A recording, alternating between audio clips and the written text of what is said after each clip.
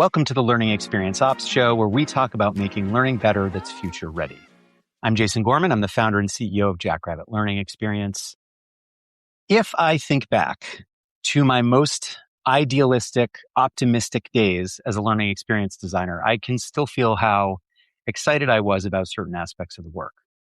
Like I was energized by the idea of co-designing with learners, or by making a rough prototype and getting it to stakeholders and inviting real feedback and iterating quickly, or maybe stepping back from what I was doing and comparing it to the learning science to see where it really worked and where it was really failing, and to really think about the high standards that we should have in our field.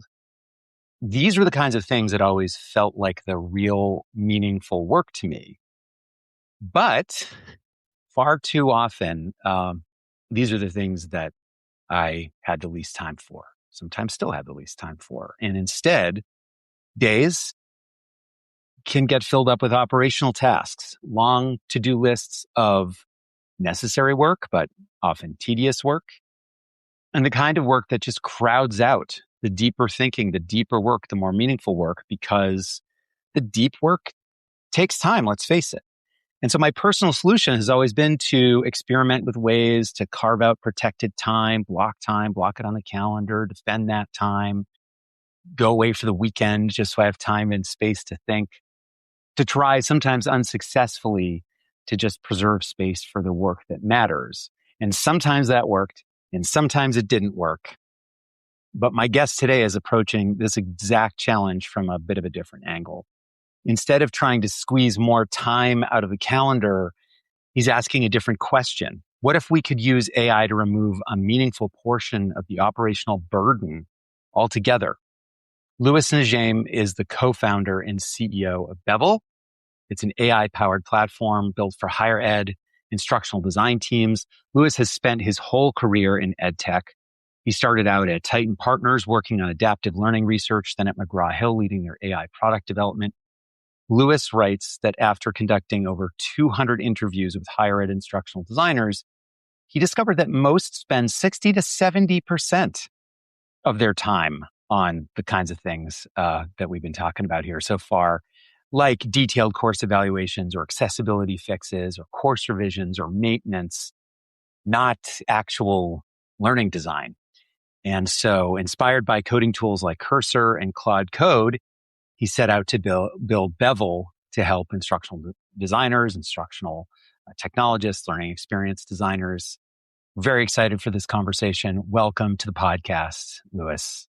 Yeah, thanks so much for having me. All right, you ready to jump in with some lightning round questions? Let's do it. All right. What do you love the most about your work? Yeah, this sounds corny, right? But I love building creative, new, exciting solutions with people that I like that are passionate about the same things as me. I really get a lot of energy from the building process, right? From like understanding the problem and then iterating and failing and trying new approaches until you get that light bulb moment with ideally a customer.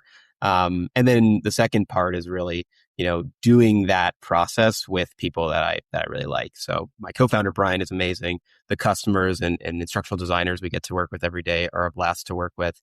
And so I just derive a lot of energy and meaning from that whole creative process. That's wonderful. When you're absolutely dialed in at work, what are you most likely to be doing when you're just in the zone? Yeah, it is a similar answer, but I'll be more specific. I think it's talking to a customer, and it's like drilling down to the sort of excruciating details of their problems. Like all the time, I'll have people pull up their screen and say, like, "Show me how you're doing this course mapping, click by click." I need to understand it at that level of depth, so that we can, and also talk to me about what the problems are. Like, what is the parts that you like of this process? What are the parts that really are drudgery? So I think drilling down and being curious and excited about course alignment, right? Like these things that people aren't used to people being excited about is a part where I'm really dialed in my work. We're going to talk a lot about the future, and we're going to talk a lot Yes. about ways in which you are designing for a different kind of future in our field. But let me just ask at the top here, what are you most anxious about for the future? Yeah, a lot. There is a lot to be cautious about and nervous about with this technology, especially in a field like education where it is sensitive. These are very social issues and institutions that we're working on. I think I feel a responsibility building with this technology. I think there's a weight to it. Um, I'm very cautious about not rushing to the idea that just because the model can do something, right? It can generate you a course from a button, right? Does that mean that we want to be doing that? Yeah. And I don't know. I don't want to take that course, right? And so then sussing out what do we want the technology to do, right, in the real world, not just sort of in a little bubble of technology. Oh, wow, it can do it. We should make it do it. No, we need to ask, there's secondary questions of, okay, great, it can do that. How do we want to apply this? And so I am anxious because I see the markets all over the place right now, right? We're trying to do that. There are other companies trying to be thoughtful about it, but there's plenty that are just saying, "Oh, great, the tech is there. We're rushing in," and I think that seems short-sighted to me. What is something in your own process? As I mentioned, you've had a few stops before this one, Yeah. but something that you have done in the past that you like doing that you think you're going to have to change because AI is just going to make you change it, but maybe you don't want to change? Yeah, this is such a good question. I'm going to totally steal this for other questions I ask people. Good. Steal Uh, it. I started my career as an analyst. And, what that really means is I was taking a lot of notes and I did a lot of data analysis, right? That was really the role of like an entry level analyst. Note taking, I'm totally good, never doing that again. I'm so glad that Google Meet will do that for me. Like, take that off my plate. I don't want to do notes. Uh, Hmm. Data analysis, like, I really built my early career on that skill being something I was good at. I enjoyed Excel, SPSS, Stata, R. Like, I loved that stuff. I still do love that stuff. And I love both the interpretation, but also the manipulation of the data, whether it's building a model or analyzing survey data or something like that. And at this point, just practically, I've almost entirely outsourced the base level data analysis to Cursor, Claude Code, these agents, and I'll have them write Python. Hmm. And then I'll just spend time interpreting. And, from a speed perspective, it's tremendous, right? I can do way more, way fast, and I can actually just get right to the actual, interpretation and sort of implementation of whatever we decide.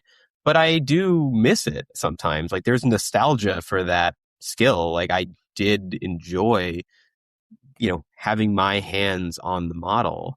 I think that does teach you something that you don't get. You have a deeper level of understanding of, in that case, an Excel spreadsheet or an SPSS file that is hard to get when you are just sort of a layer abstracted away. So I think about that and I get a little bit nostalgic. I hear you. All right. Last lightning round question. What is a book or a movie or a podcast or a piece of art, something Yeah. that Yeah. has nothing at all to do with your work, but actually shapes how you think at work? Yeah. There's a book called, it's called Finite and Infinite Games by James Carse. And it's weird. It's a weird book. Very peculiar. It's not a novel. It's not a business book. It reads almost like uh, a game theory manual almost. And it starts with this long list of definitions. It spends the first few chapters defining a game, a player, rules, judges, win conditions. And the point it makes is that it distinguishes between finite games, which are games to be played to win with fixed rules, fixed win conditions, fixed judges, Hmm. between that and infinite games. And an infinite game is a game where the point of play is to continue play. Ah, And the point of play is that you can continue to play and you can change the rules and players can change and judges can hmm, change. It's more fluid. And you start reading the book thinking it's like this weird economics book.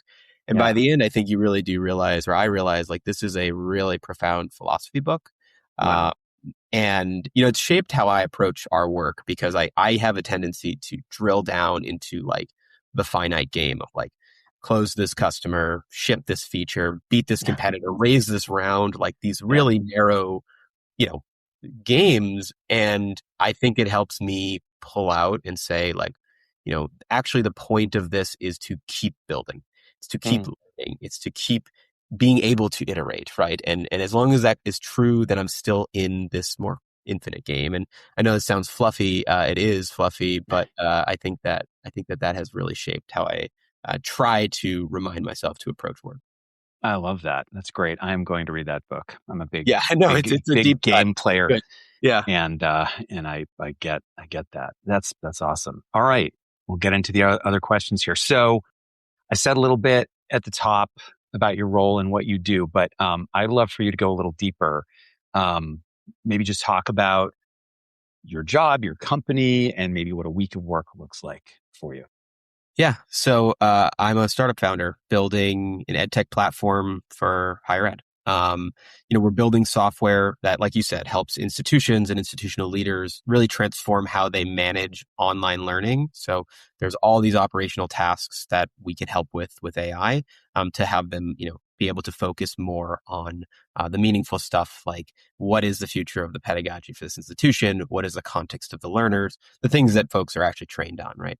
So the types of things we've been helping with is accreditation audits, course analysis, alignment to standards, skills mapping, fast revision cycles on content that updates really quickly, compliance, these types of tasks that nobody's really shouting from the rooftops about, but are chewing up meaningful amounts of time from this really important band of folks in higher ed. So that's what we're doing. We're 9 months in. We're a true startup. Every week is chaotically different. My job right now at this stage is really, like I said, talking to customers and understanding what they need, and then translating that to my great CTO Brian, and iterating and getting their feedback on what's working, what isn't working, and how do we improve as fast as we can. And then of course there's all the other fun of contracts and lawyers and taxes and marketing and all the many other functions. But the primary function is really around talking to customers and building something that really solves this set of problems. It's wonderful. You mentioned, or I guess I mentioned, but I mentioned you work at Titan Partners. You said that you started as an analyst. I assume you were an analyst at Titan Partners. Yes. I imagine your work there was pretty different from what you're doing now. Yep. And I'm kind of curious to know what mindset or skill or process, what's something that you picked up that was vital to what you did then, but is still vital to your work now? A lot. Titan is an incredible place, and I have a deep amount of gratitude to that team for the opportunity and what I've learned from them. So, for context, Titan is a strategy consulting firm focused exclusively on the education markets. It was an incredible place to start my career and kind of grow for the first 3 or 4 years. And, I'd highlight a couple things that I really took away from the experience. The first is a work ethic and pride in your craft. I know that maybe is simple, but like they worked hard, we worked hard and cared deeply about getting the details right. And there's no substitute for that. And I take the same thing into my work now, right? I mentioned going down to the click level. Like it doesn't have to be kind of right. It has to be exactly right. And that matters. That level of precision and work ethic does, I think, really matter. So I certainly learned that early. I think there's also like the analytical rigor and expertise in the education markets is extremely helpful, right? Like I was deep in the numbers on very sort of esoteric data sets, NCES, IPEDS, Lightcast, BLS, these like super education specific data sets that like I got to really learn. We got to do research on education. So it gave me both a good view of the market, but also an analytical rigor that it can be hard to replicate without being at that sort of over, advisory layer. And then, again, sounds a little wooey, but the relationships and the way they operated, the culture, I want to replicate with Bevel, right? Like they were kind, they were supportive, and we had a lot of fun. And I need the same culture with the company we're building. And I really am replicating a lot after that. So I learned an immense amount from Titan. We're all about wooey here on this Yeah, podcast. I should stop apologizing for it. I'm just wooey, I guess, I think. There is something you said at the beginning of that answer that it kind of sparked the thought for me, which you talked about work ethic, in that you learned a work ethic. And that is the kind of thing that I think people talk about learning at home, right? From their parents or from their community. And certainly on the job. I've certainly been in jobs where I have learned to work in a more rigorous way. Yeah. I kind of wonder, and this little small rabbit hole we're going to go down here for a second. I kind of wonder, people haven't said this, but I kind of wonder if work ethic is one of these things that we're at risk of AI chipping away for us. Because I don't know if you feel this way, but sometimes if I find myself maybe in a little bit of a lazier mindset, I can go to AI and expect it to just give me the thing that I want without putting in the hard work of thinking it through and grinding through it and being very critical of what it says back to me. I don't know, I'm curious to get your reflection on that, given what you do. No, I think it connects to what I was saying about data analysis, right? Like there's a mindset, I think, that the, all in on AI sort of argument makes, which is that learning is like, you have a USB drive and you need to plug it in your brain. And once we download the stuff, then it's good. And so if I can just ask, GPT or Perplexity or whatever, and I get the information, then I've got the information, right? Where in reality, that works for some maybe lower levels of Bloom. Like there are some things that do work that way. Most is actually probably more on the side of like the process is part of the experience. And so finding an answer that you think is right and then learning why it's wrong is part, having a smart partner tell you like, good try, Louis. No, the actual answer is probably in this direction. And then you go off and you find it yourself. Like that type of fast iteration with like actual experts is what builds sort of instinct. And, we could go down sort of philosophical, what is knowledge versus what is known, right? And all these kind of definitional stuff. But I think there's a deeper level of understanding you get when you've experimented with the wrong answers. And that all takes A, work ethic, but also B, the, you're not getting lazy and passing it to AI. I think there's something out there for sure. That's great. I had a teacher, Latin teacher. I was a hopeless Latin student Nice. in high school. And I really liked this guy, but I really did not enjoy the class. His name was Dr. Ganong, one of my favorite teachers ever. And I remember Dr. Ganong saying to me multiple times over the course of our work together, I wish, look, if it was as easy as me just cracking open your head and dumping Latin into it, I would do that. But unfortunately, now we just need to put in the work.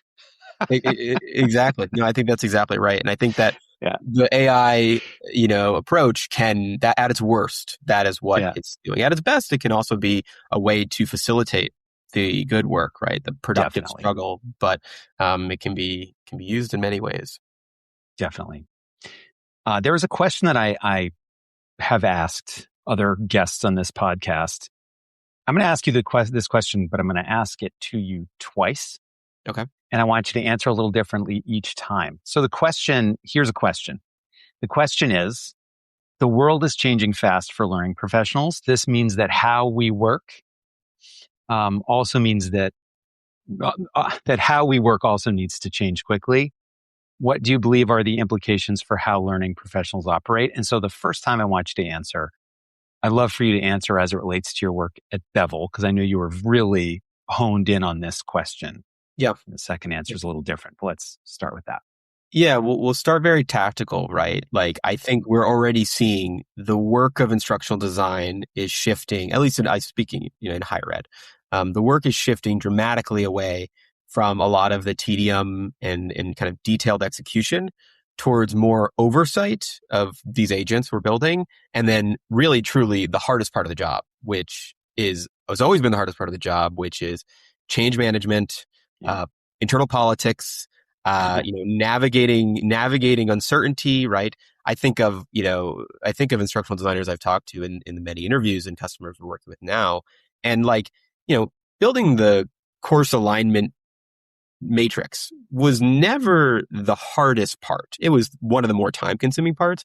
The hardest part was getting the faculty member who's now going through this scary accreditation review and they've had a course they teach the same way for 20 years to like listen to you and understand that this is okay, that we're going to change some things and it's not encroaching on their expertise or whatnot. And so that to me is going to become more and more of the job, which is a bottleneck that, our technology certainly can't solve. And we don't think other technologies can solve because they're fundamentally very human, relational challenges.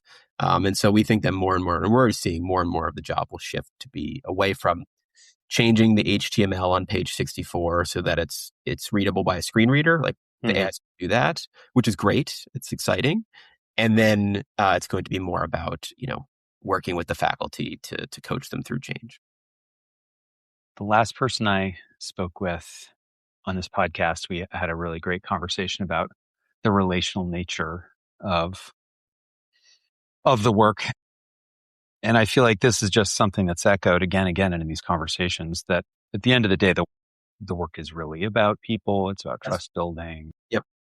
So I'm glad you said that, as a technologist and you're clearly empathizing deeply with the people you're talking to, because I can say, as somebody who's done this work for a long time, these are the things that people get stuck on over and over again. So I'm going to ask the question again, and I want you to answer differently. So the way that I want you to answer the second time is, and I'll restate the question in a second. The second time is setting aside the challenges that you're solving for at Bevel. Yeah. Love to hear your answer again. So the question again is, the world is changing fast for learning professionals. This means that how we do the work also needs to change fast. What do you believe are the implications for how learning professionals operate? Yeah, it's interesting to take the sort of what we're doing hat off and answer it more zoomed out. Obviously, we're in a great period of change, much more than just the education system, and there's totally warranted fear. At the same time, as somebody that's like deep in the kind of technical stuff of how this technology is evolving and working, and Brian and I are building these, kind of sophisticated agent models, like it doesn't always seem clear to me that people are panicked about the right things. Sometimes they're panicked about the wrong things. And then that erodes a lot of the productivity of the discourse, right? Like it means that we can't have good conversations unless people have at least a baseline knowledge of what this technology is. Like, what is a token, right? You don't have to do machine learning. You just have to understand, like, does the model know anything? Kind of. We should talk about it, right? Like, these are questions that before we jump to, a lot of the scarier stuff and the downstream stuff, which is important to talk about as well.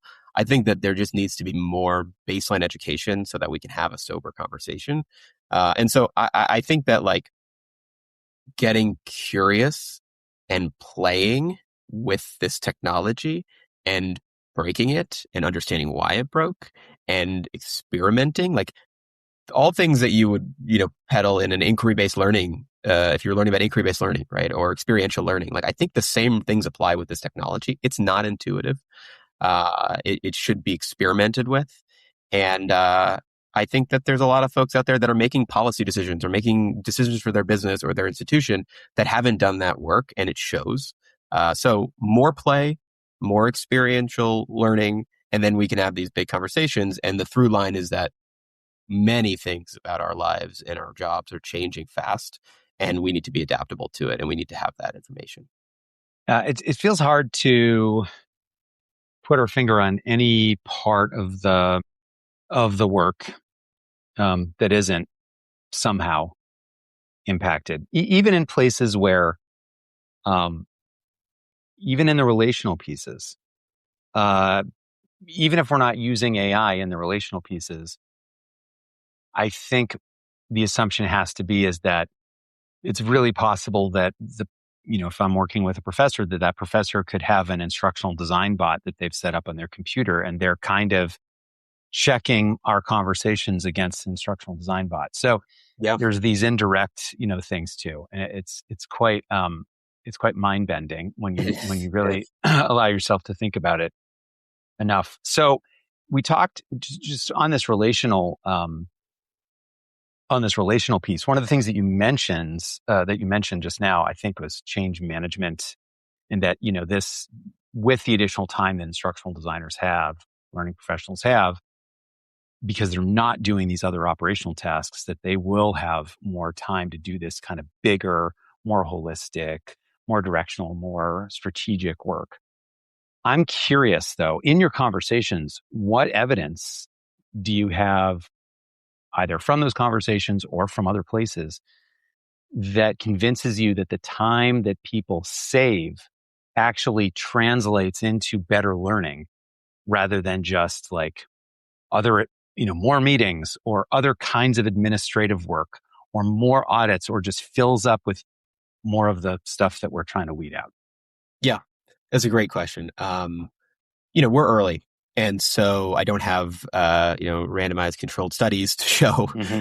exactly. We want to get there, but exactly, prove it with evidence. But I'll tell you about the sort of what sparked it, a conversation that sparked it, and then Yeah. early findings from our actual work with customers. So what sparked it was, I remember very vividly, I was speaking with an instructional designer at a large online institution.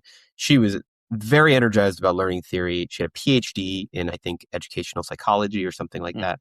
And she was telling me for 15, 20 minutes on the call, I'm not even sure how we got on the topic, the sort of topic of her PhD thesis, and this very interesting learning theory that she had kind of helped push the field forward in meaningful ways. And I think I at some point transitioned to, okay, great. How are you playing it out, right? You're in a great role to impact this beliefs around education and how it should be on the actual, online learning higher ed market. How's it been going? And she goes, oh, I don't get to actually do this stuff. I just get to that was like my PhD program, right? And I was like, well, what do you spend your time on, right? And it was more like, the accounting, team needs all of the tables in the accounting program to be formatted this particular way. I need to make sure that the deferred revenue is always bolded in this certain situation and it's not bolded in another scenario, because that mimics how they do it in real accounting. And I spent the last 2 weeks going through course by course, highlighting, making sure they're bold, right? And my heart sank, right? That's a misallocation of talent. And the fact that I can use Claude Code at the same time to spin up, maybe not production grade yet, surely working software in minutes, and yet we have very smart people like this woman I was speaking with spending their time doing that. It feels like there's an unlock, is that if we can unlock that, worker and their expertise to focus on what she wrote her PhD about, instead of what she's doing right now, which is, not entirely that, but that's a hyperbolic example, but a lot of that type of work. We're excited, and we think that sort of instructional designers, at least in higher ed, are this like sort of latent superhero class that is going to be unlocked as we get better with this technology. So that was really what sparked it. Early evidence we've seen with institutions we're working with, there's certainly, of course, fear of like, well, I used to do this task. Now you're doing it with your technology at a scale we couldn't even really comprehend. What is left for me? And what's been promising is that so far it's been kind of the opposite. So like one institution we work at, they have to do 2,000 course audits for their accreditation review. They have to review all these online learning, all these online courses in Canvas, and they have to, match them to a quality framework. This was work that the 8-person instructional design team was doing. On the weekends, right? And at midnight. Exactly. And it's very tedious work. Is there is there an instructor welcome video? Yes or no?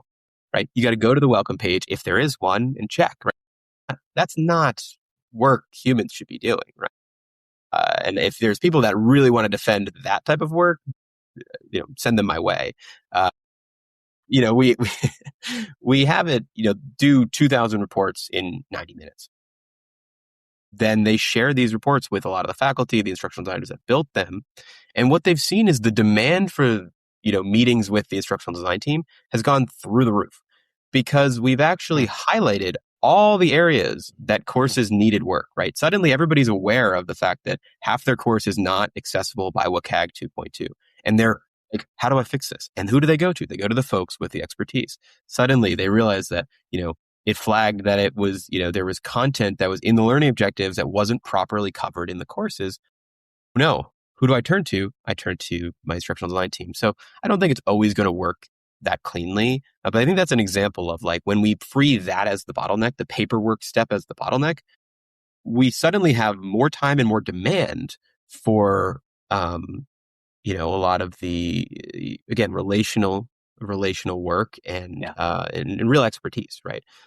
So, maybe some of that over time does shift to AI, and that is something we should talk about. But I do think that at least in these early tests, we've seen that. So what you're talking about, one way to think about it, it's really like a form of return on investment. And certainly anybody who's buying a piece of software to do a job in their work, they really want to know the answer to that question.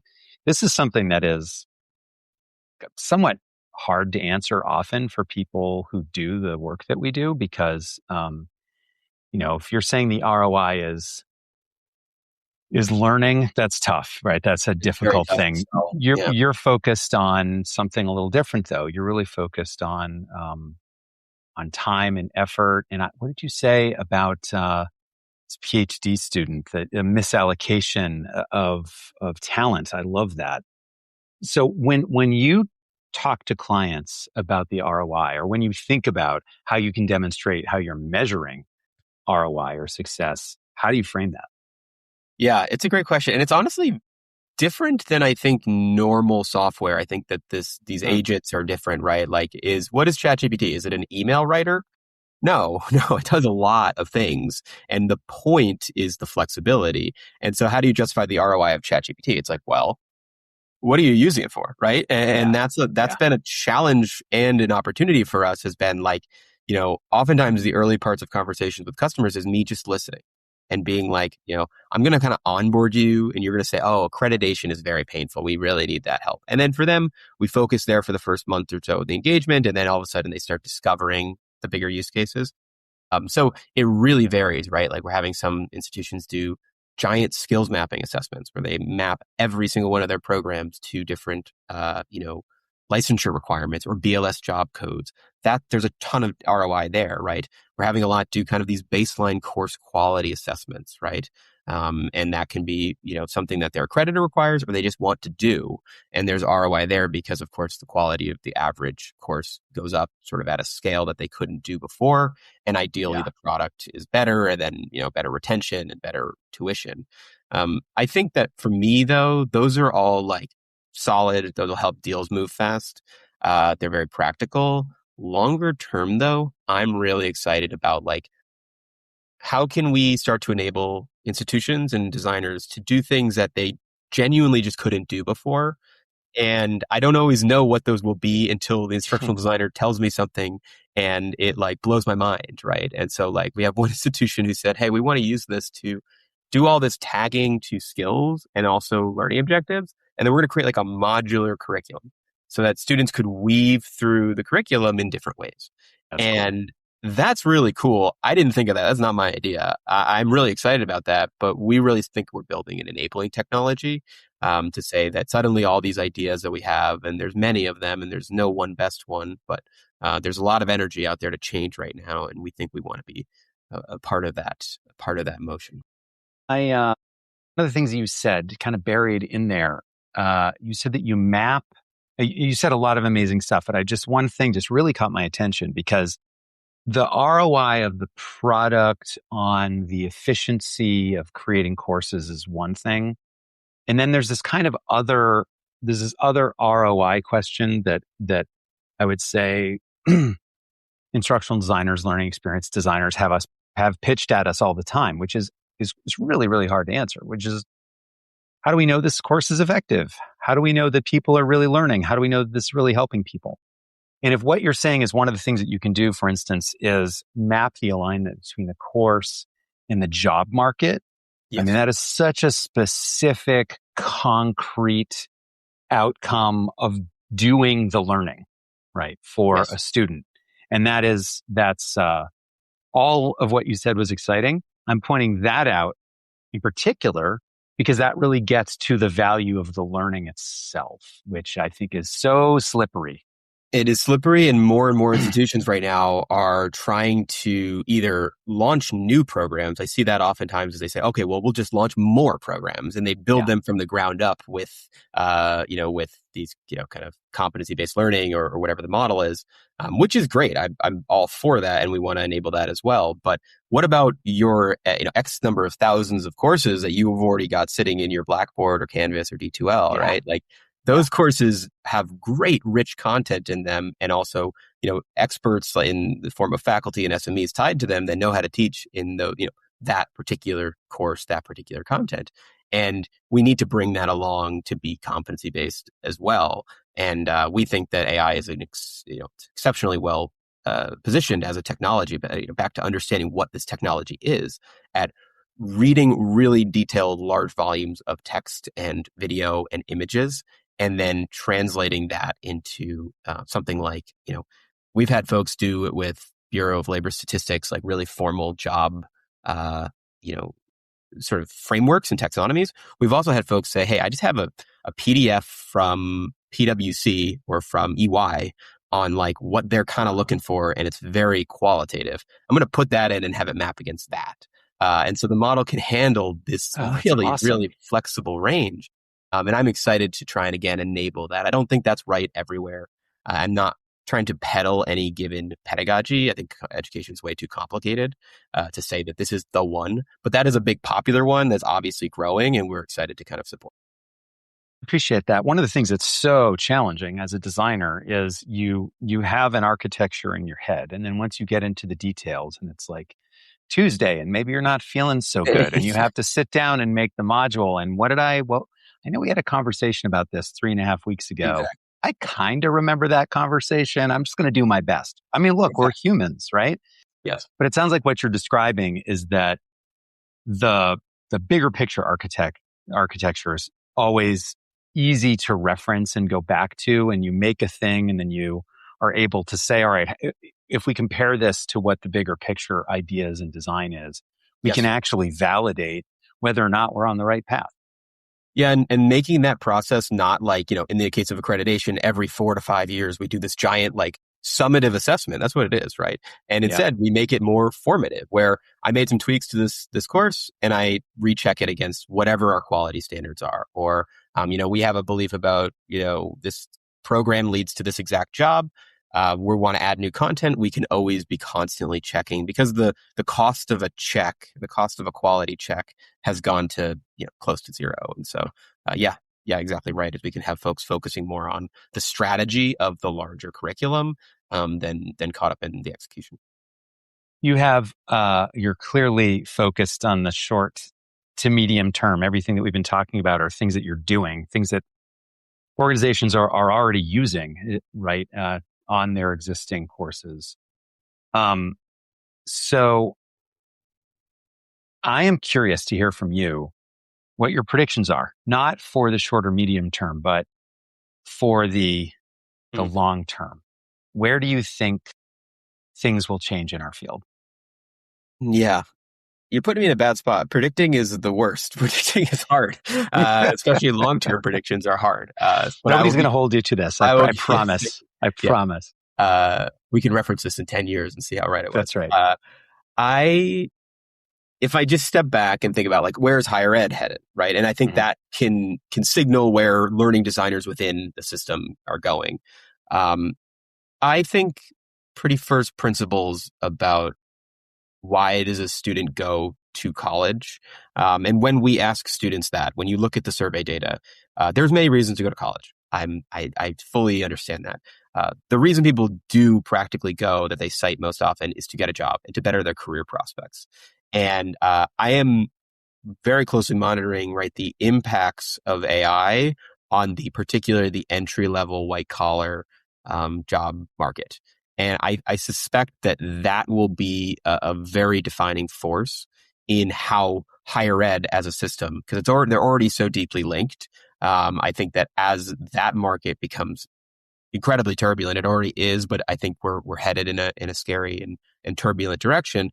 How does that impact higher ed? And so it does put weight behind things like, shorter form credentials and competency-based learning, and also a shift in the type of skills that we're teaching, right? Leaning away from the more technical skills, leaning more towards the, durable skills around critical thinking, around adaptability, experiential learning. I think the ways in which we teach are changing, that, no longer in your business class are you writing a business plan.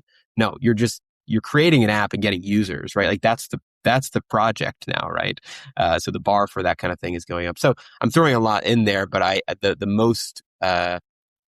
the biggest trend that I see is really how this is going to ripple through the job market. It already is, and how that'll impact higher ed. And then the downstream is, what does that mean for instructional designers? I really think it means that, like I said, I think they're really well positioned in some way to be a change agent, because the change is going to come whether or not we like it. And there's going to be a lot of resistance. There's going to be a lot of just, you need the context of this institution, this set of learners, right? There's not going to be a fix-all.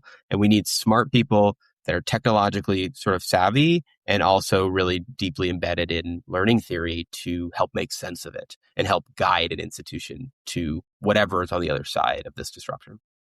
So I avoided being too specific, so I can't be held to it, but that's my best bet.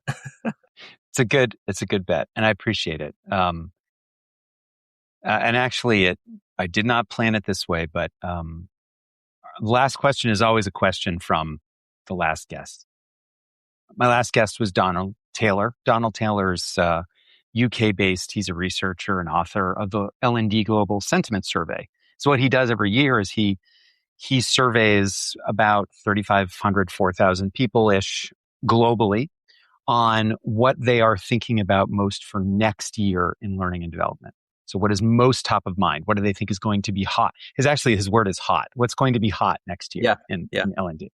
And so it's very interesting. He's been doing this for 12 years. And so kind of longitudinally, it tells a very interesting story about how we think about where we're going. And then we get to see what happens. And then we get to see how we think next year changes. It's a very elegantly simple survey, but it yields a lot of very fascinating insights. So AI, no surprise, has been at the top of the heap the last couple of years. It shot way, way up in 24, I think it was. It stayed up there on 25. His latest was just released a couple of weeks ago, and it's still there, but he's starting to see a small shift downward as it becomes more of like a utility type of thing, right? That isn't just a hot thing anymore. It now becomes like Microsoft Word, which none of us could live without Docs or Word. Exactly. But it's never going to land on our list. So anyway, that's just context about the survey and Donald's work. But his question, which is appropriate, because this is really what he's asking in the survey, and this is the question for you, do you feel ready for the future? Mixed, right? Like somewhat, but I'll answer yes and no, and I'll tell you what part of me feels each way, right? On one hand, like, I'm an optimist, right? I believe that we can do stuff to make the world better. And this is the most profound technology I've ever encountered in my lifetime.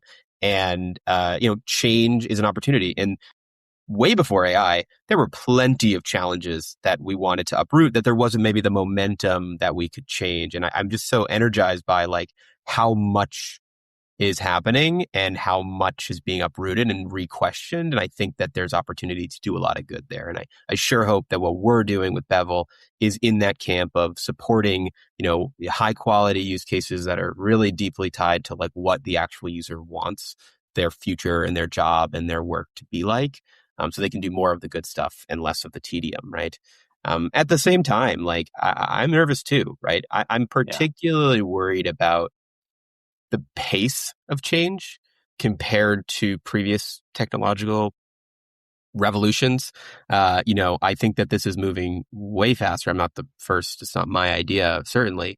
And I also think that the metabolism or the systems in society that we have that are meant to be adaptive are not able to keep up with this technology. Like it's moving at a speed that we really haven't dealt with. And I'm very nervous about a lot of the effects of that. And so, it's a mix. It's a mix. Like I sometimes am just so energized about the future, and I think this is amazing. And when I'm deep in our work or deep in the technical stuff, I just get a lot of joy and excitement from it. And I think about all the futures that we could have with this tech. And then at the same time, I look out into the world and see how our institutions are handling some of these things, and it makes me nervous. Appreciate your honesty. Of course. Yeah. No. I mean, it would be dishonest to say that we were like, yeah, this is all going to be rosy, right? We're trying to make sure that what we're doing is really of a high ethical quality, but there's certainly plenty to be worried about. Yeah. Well, I really appreciate this conversation. I appreciate you coming on, sharing what you're doing with Bevel, talking about your thoughts on what feels like a very optimistic vision for the future of instructional design, which is very welcome on this podcast. Of course. So Louis, thank you so much for joining us today. Thank you for having me. Thank you for listening, and a huge thanks to our guest today. If you enjoyed this episode, please like, subscribe, and share it with your friends and colleagues. I'm Jason Gorman. I'm the founder and CEO of Jackrabbit Learning Experience, where we help organizations of all kinds make learning better through a clear, repeatable process that is future ready. If any of this resonates with you, just keep tuning in and please join the community we're building. I'm looking forward to seeing you next time. Bye.